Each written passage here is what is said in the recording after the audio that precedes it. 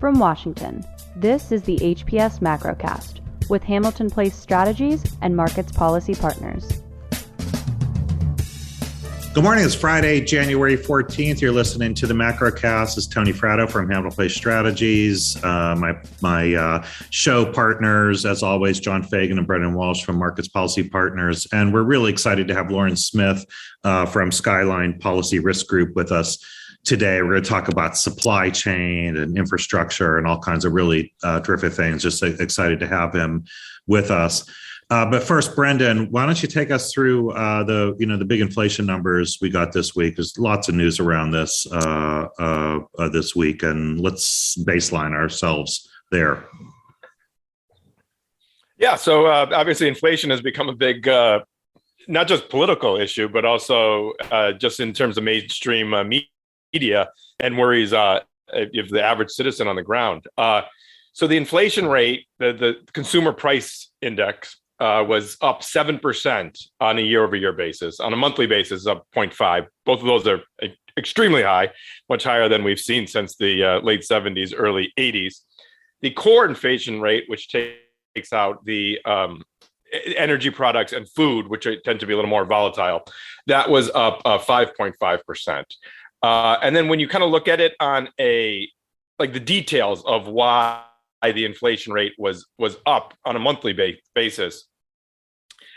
Gasoline has been up last month, but also more importantly, over the course of the last year, it's up almost 50%. That's played a big role in the increase in the headline inflation rate. But you're also seeing housing costs increasing, both the rents and they call it the OER, the owner's expected occupancy rent. So it's basically the way they measure it is how much you could rent your house for, not necessarily how much your house is worth. And those are rising. And I suppose from the Fed's perspective, it's a bit of a problem because that makes up a third of the consumer price index.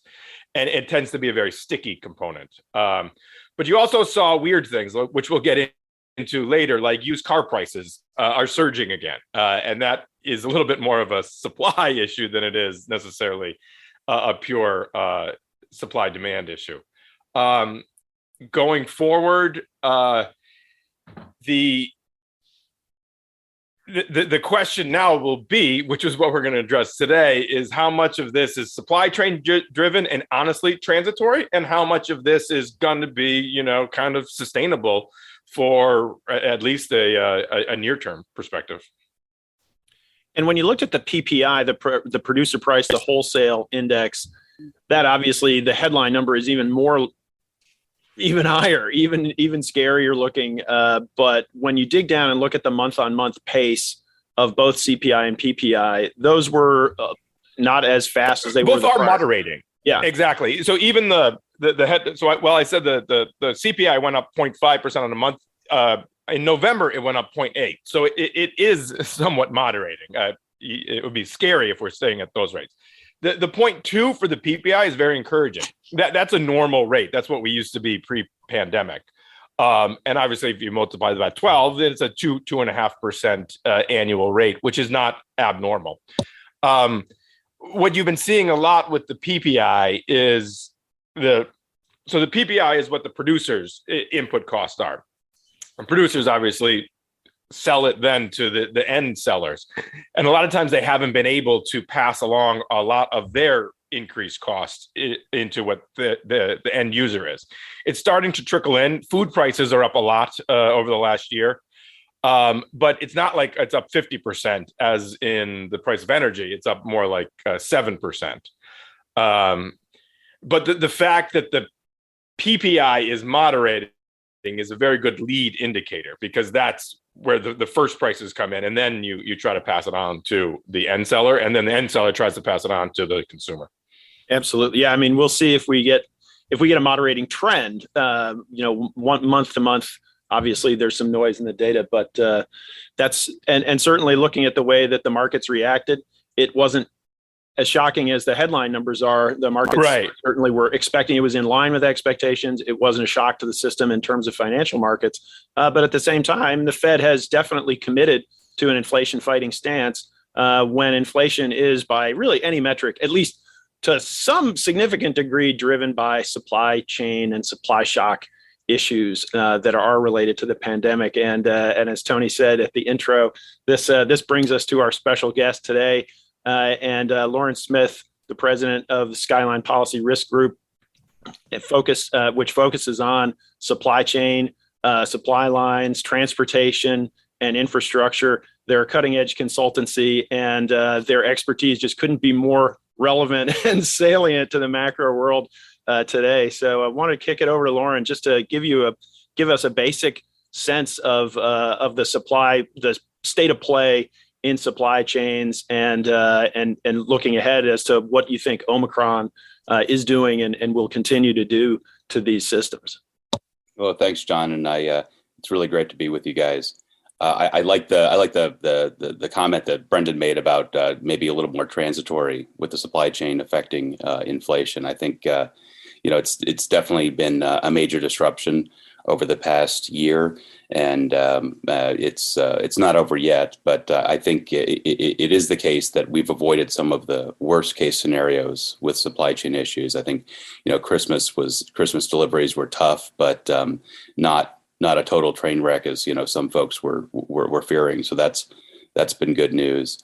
We're thinking about some of the factors that make up what's happening with the supply chain challenges. The supply chain it's a term that can be a little bit misleading, because of course there's not like one supply chain. There's not one thing. It's a million overlapping factors as the chain indicates. But even then, the chain is meant to be for a specific entity, and how a specific entity like a factory sources goods going in there. And really, it's hundreds of thousands of chains going in every different direction. So what are the factors that are increasing the pressure on the supply chain, not just in the U.S. but also globally? And so a couple different factors that we see as feeding into that. There's geopolitics. We've got regulation. We've got infrastructure challenges. We've got the workforce issues, labor shortage, worker shortage, and then of course we're talking about the inflation issues, which sort of feedback on what's going on with the supply chain. So let's. Yeah, it really is a fascinating and very challenging area to try to look at. Tony, you studied economics. I was at the Treasury. How often did you talk about supply chains? Not at all. Almost not. In fact, not at all. No, not in macroeconomics ever, and maybe only tangentially in micro. Well, Tony, it's the squeaky wheel that gets the grease. You can have an issue that's not even a problem for 15 years, and so nobody really pays attention to it. And all of a sudden, within a space of about 6 weeks, you've got every legislative director on the Hill calling up and saying, "Hey, so what is a supply chain?" We end up spending a lot of time. Yeah, we end up spending a lot of time on it. Certainly at HPS, we spend a lot of time because we have, we have a lot of manufacturing companies as clients, companies like GE and Toyota and others that have significant interest in in their own supply chains and the infrastructure of the country. So it has been an issue for us. We have over the years, and even back in my time at Treasury. Remember, one of my Treasury secretaries. One was an industry head. The other one was the head of a transportation company. The other one was head of a financial company. John Snow was the head of CSX, the rail company. So we spent a lot of time looking at rail. The train guys love trains. So I got a little bit of an education on rail when we would count. We would go to the Midwest and count, mile long rails, rail lines of cars moving, and he could tell you, exactly what was moving on all of those trains.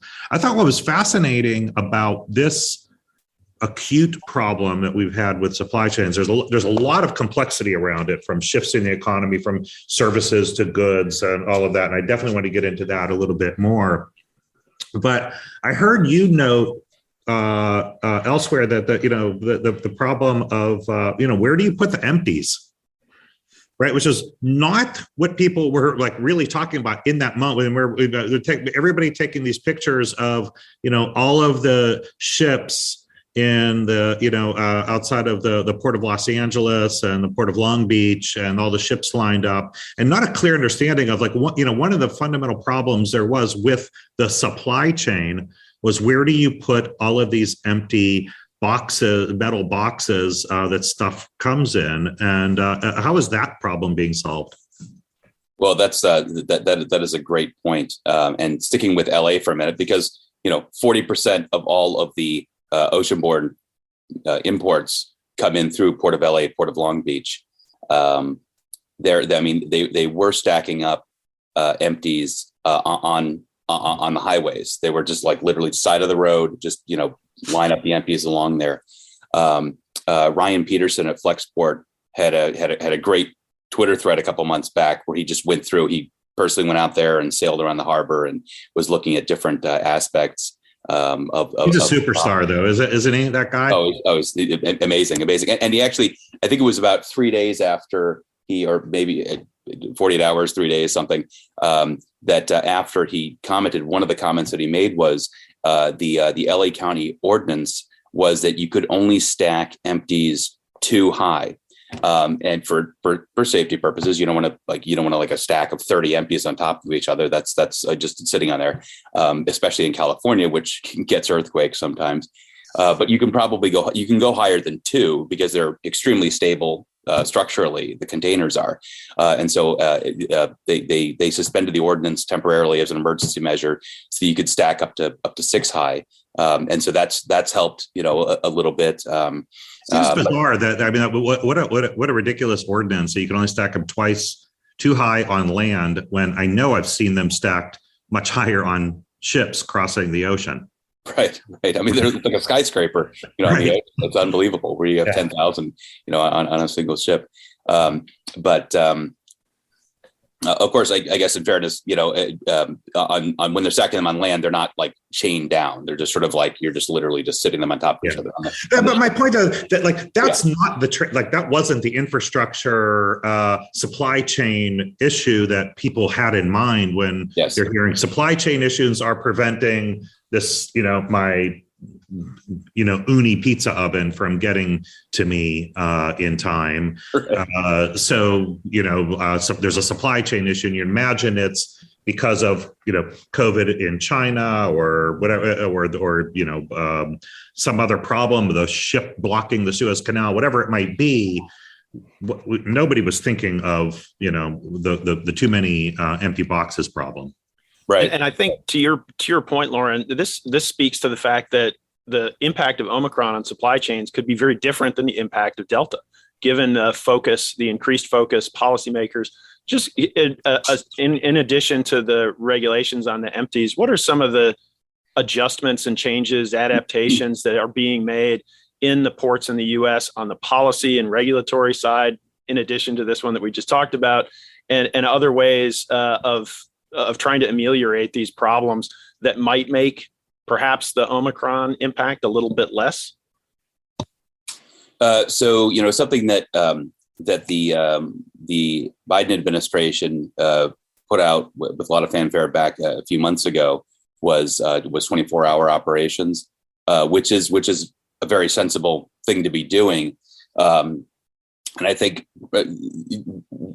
what people have seen looking a little closer at that is that at Port of LA, Port of Long Beach, like technically they're operating 24/7, but really it's not really full capacity 24/7. So I think that's something that, it was a sensible move to finally, get there. And I think that they continue, there's sort of a continuing need to evolve that. One of the big subplots here that people haven't talked a lot about, but it's going to be a big deal over the course of this year is the Longshoremen's Union on the West Coast is in a contract year now. And I think that's something where, and I mentioned to you guys separately, everybody's kind of has a role to play here. Industry has a role to play. Government has a role to play. The unions have a role to play. And I think that when we talk about the union contract coming up later this year, I think that's going to be a big part of it too, because, for decades now, part of the union contract negotiations have revolved around how much automation and how many jobs are you going to preserve. And I think, we're in a sort of a situation now where we need more jobs, but we also need a lot more automation too. And I think that that's something that's going to play into these contract negotiations. I think the unions are gearing up for that. I know the industry is gearing up for that. I think it's definitely on the administration's radar screen now, but I think that's going to be a big piece of it too. But with the new infrastructure bill, they need to build out. To get back to Tony's original point, we need to.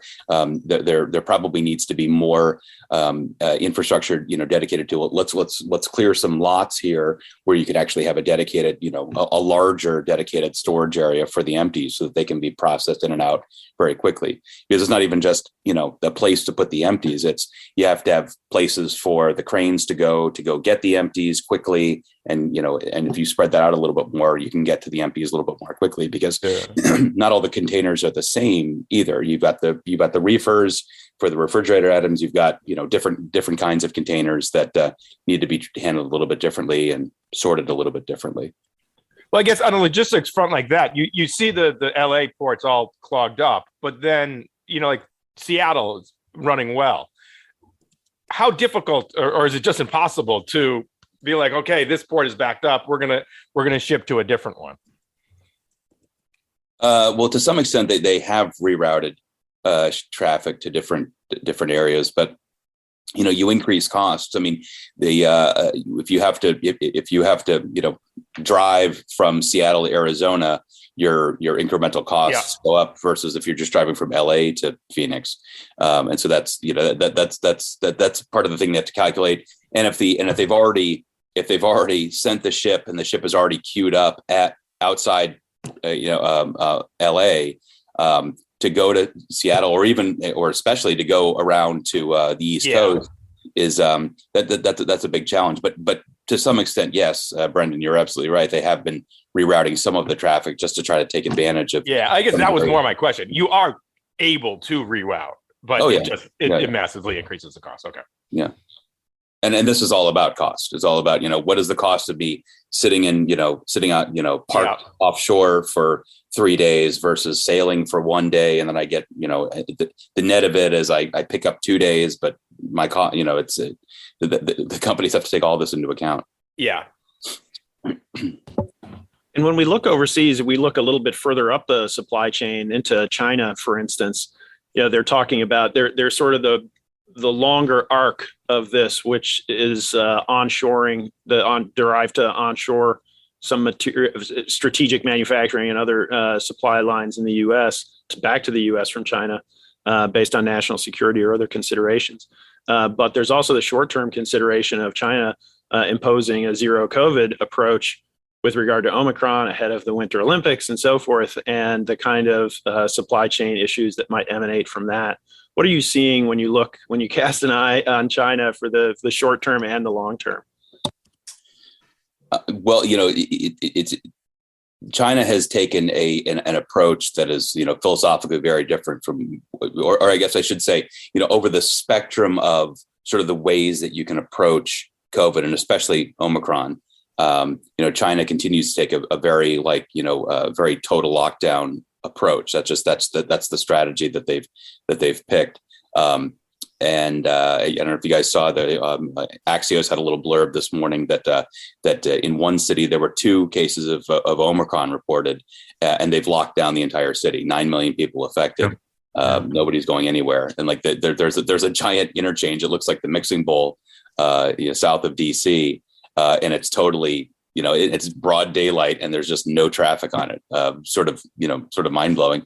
And so I think China's approach is get to that fast. Of course, China also it's a little bit of a special case ahead of the Olympics because China is just taking no chances, coming out of COVID. They already know they're under the microscope with the geopolitics, with the Uyghur situation. And so China just from a pure strategy standpoint, China's like they're not taking any chances. I think a couple of months from now, after the Olympics, maybe they'll consider, given the fact that Omicron is proving to be a little less severe or a little less dangerous, maybe they'll not be at the sort of the far end of the lockdown spectrum in terms of their tactical approach. And if that's the case, then this is a short-term question, John, as far as what their approach is. But of course, you get into the geopolitics of companies looking to shift their own supply chains, maybe away from China a little bit, and the sort of the general increasing pressure that we've seen. My sense of that, Loren, they're always really, they're always on all the questions on onshoring, and we could say maybe this time is different, but the anecdotes are always they're always better stories than the data at the end of the day. Like you look back and say, well, we've had these, lots of stories about reshoring, onshoring. It never really materializes any great sense. I mean, you can find a few here and there. Maybe shifting shoring, out of China to to sort of rebalance supply chains out of China, because China seems to be making it particularly difficult for global companies of all kinds to operate there, or at least to invest in a future there. But how bullish are you really on onshoring into the United States? I think, Tony, you hit the nail on the head with that. I think as far as like some sort of dramatic shift where we're suddenly going to see the Rust Belt, all the factories from, the 1950s that closed in 1978 are all just going to reopen. And then we're going to have, another, 3 million industrial workers, I think is not realistic. I think it's, I think what's more interesting is you're seeing sort of an arresting of the decline. That's going to slow and then sort of rebound a little bit as we take back some industrial capacity domestically in the U.S. So I think it's going to look a little bit more like that. It's more incremental for sure. I think the bigger story is probably again looking at Malaysia, Vietnam, Mexico. I think Mexico is going to be very important here in terms of looking to source stuff in other countries. Partly the transportation costs from Mexico are relatively low because Mexico is right next door. And Mexico's booming right now with exactly that, right? It seems, it seems like Mexico along the border is doing really, really well, which is, which is terrific for Mexico, terrific for the United States as well. Yeah, I think in Mexico, and not just Mexico, but also other parts of Latin America. I think depending on the political situation in some places has been a little in question, but I think to a large extent there's a lot of bullishness surrounding activity in parts of Latin America. But I mean, Mexico is absolutely the headliner there. Check out HPS Insights, a regular podcast from Hamilton Place Strategies, bringing you the latest on policy debates affecting the business and political communities. Available on the HPS podcast channel on your favorite streaming platforms, including Apple, Spotify, and Google. Tune in to the latest episodes and learn more at hamiltonplacestrategies.com/podcast. In the reorientation of supply lines around the world, obviously the infrastructure and the infrastructure push that the Biden administration is spearheading is expected and intended to play a role in helping facilitate that. But it's obviously a process, not an event. And so we saw the Department of Transportation prioritizing bridges. There was an announcement about that this morning. But when you look across the spectrum of the kind of what's achievable under the Biden administration's infrastructure plans, where do you think the improvements are really going to be focused? Where should they focus? And what are they getting right? What are they getting wrong? And what kind of timeline can we really expect to see this pay dividends, if at all?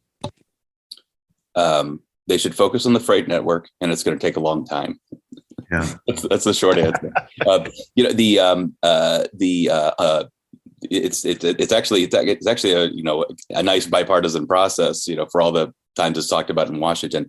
Under President Obama, we had the FAST Act, the 2015 infrastructure bill, which instructed the U.S. Department of Transportation to put together a freight strategic plan to study the freight networks, where the critical arteries, where the the connecting points between different modes of transportation, where the railroads offload to the trucks, and of course ports and airports for air freight and everything. And so under the Trump administration, DOT produced the National Freight Strategic Plan, which then informed what was done a couple months ago. And so I think that there's a lot there, including the bridge program is pitched towards what are the key freight corridors.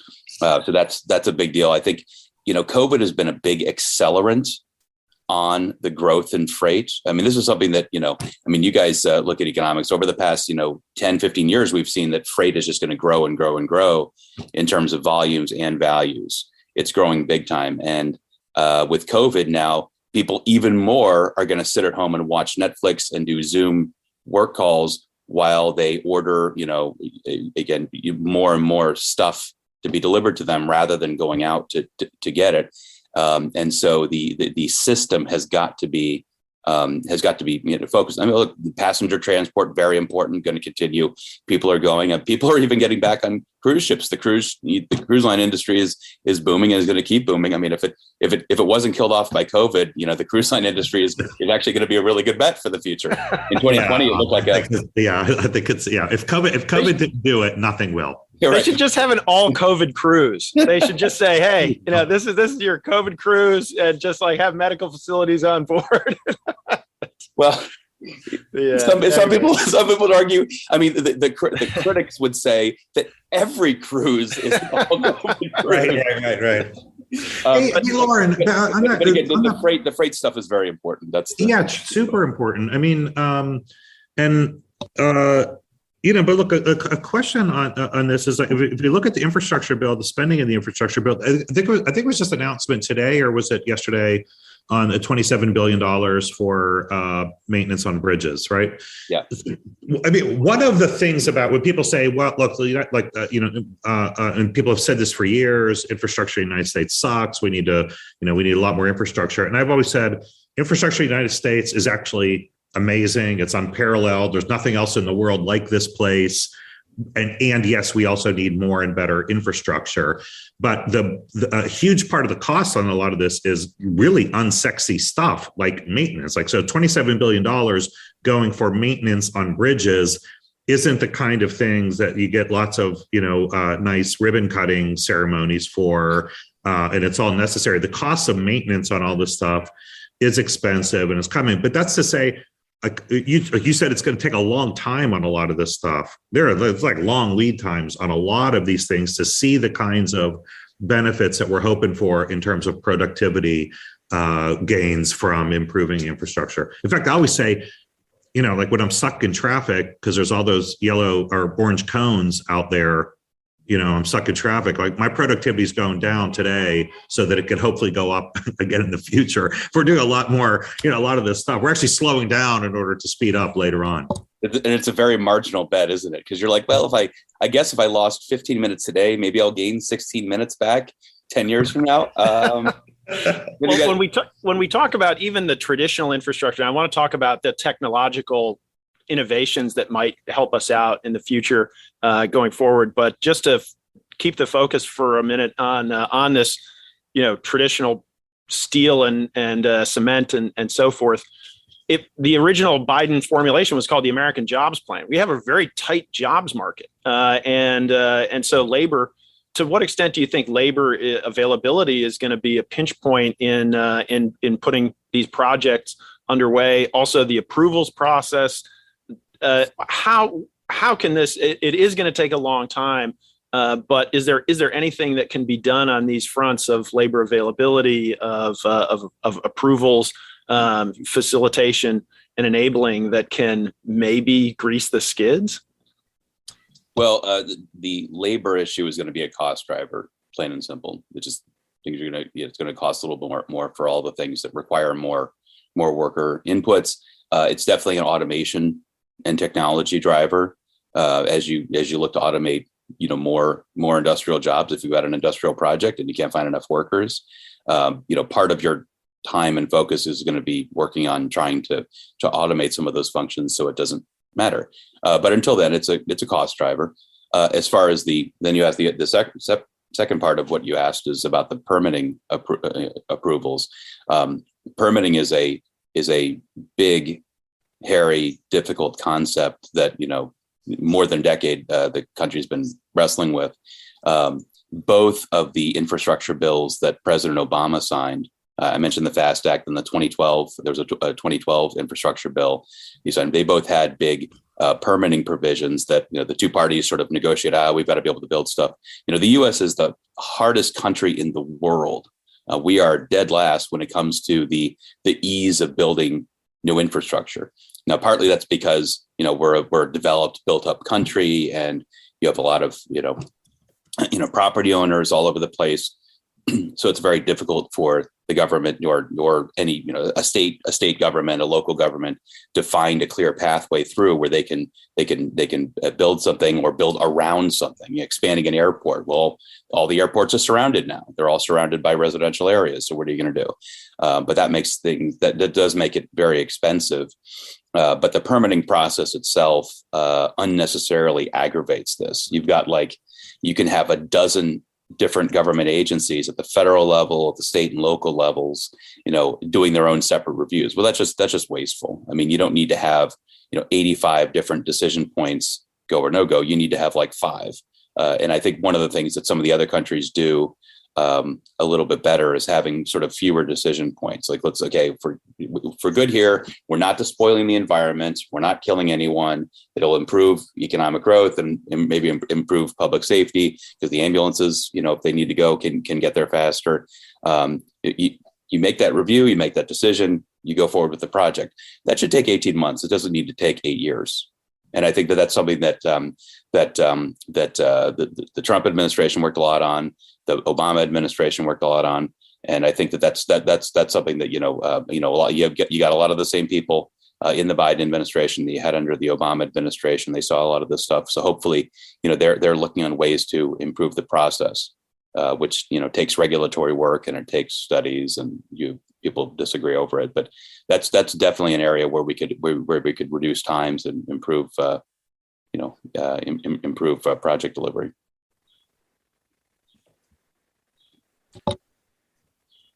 All right. I wonder if we want to end that. Do we want to end our segment there, or do we want to have go one more? We barreled through. I wanted to ask about technological. I wanted to ask. I saw. I saw we sort of plowed through our break time. Sorry about that. Did we go 30 minutes straight without any? No, it's okay. I just wanted to leave air there in case we wanted to do it. We don't have to though. We could just go right into. If you want to ask that next question, John. If you want to ask that next question, and then after that we do a final break, and then I might just let you guys close it out. Okay. So you can go ahead and ask Loren that next question if you want.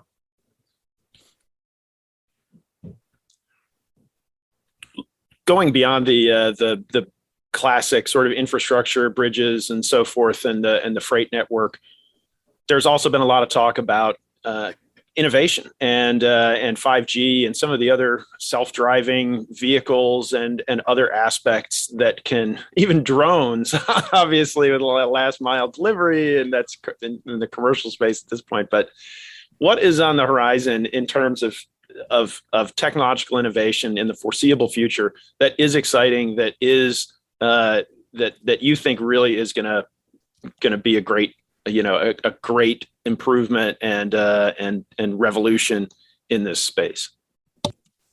Well, with drones and drones is sort of part of the overall air freight story. Air freight has been a big growing part of things over the past couple of years, especially as the ports have gotten stocked up. And I think that we're going to see a lot more drone package delivery. Testing pilot programs to start, and then I think it's going to end up being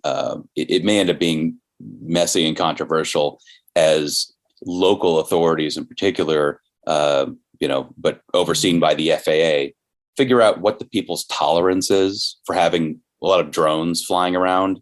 I would say a majority of people are uncomfortable with the idea of just hundreds of drones whizzing around everywhere all the time. Whether you're talking about an urban area or suburban, definitely in a rural area. I think that alarms people a little bit. So I think that's going to be a big question: is what is going to be the tolerance level for lots of drones flying around?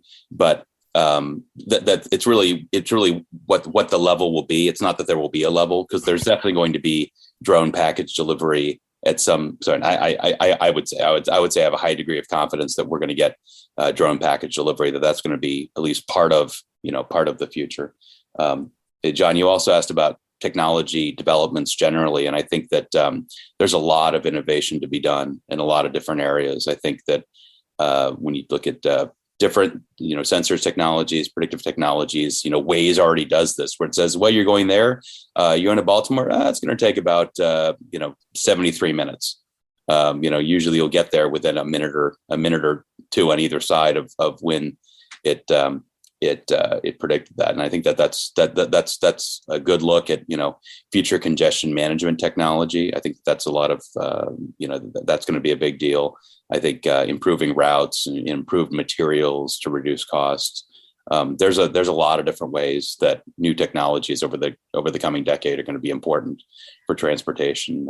You're going to see a lot more with what they call V2X technology, vehicle to environment, vehicle to vehicle, vehicle to infrastructure, where you're going to have sensors that are going to be talking to between the vehicle and the surrounding area. That'll take a little bit.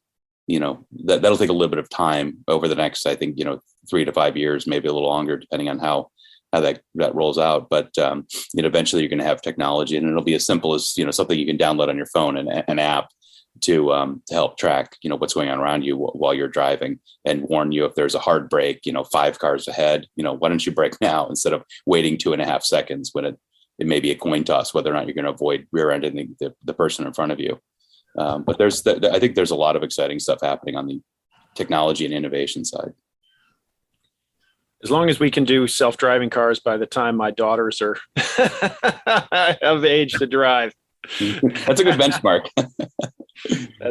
We still have a few years left. So thanks very much, Loren. Very insightful, and obviously, couldn't be more front and center in the macro debate right now.